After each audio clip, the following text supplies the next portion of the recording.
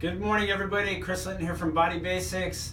I am here with Amanda and with our Educate Thursdays for this month. We're going to look at exercises that we do around here quite a bit, and we're just going to talk about some of the details you might consider the next time you're doing these exercises.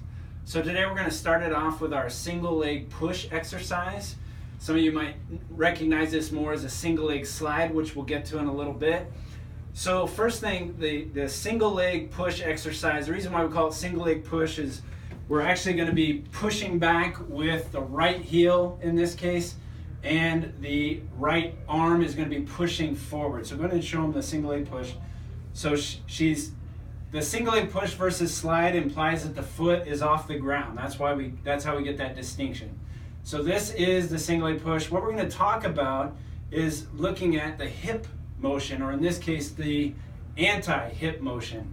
So a common flaw, and Amanda's doing a great job of not doing this, but a common flaw is actually to tip upward like this. What we want to do is really lock those hips into position like so. So be aware of that. If you're just having a super hard time doing that, that's where we get into our single leg slide. For those of you who are watching this who might be doing something at home, you can do this with socks on a floor, or we've used even like a paper plate on carpet, something that's going to give you some slide. So you're just going to put that underneath their foot and do the exact same thing, and with that little change it makes it so much easier to maintain that control.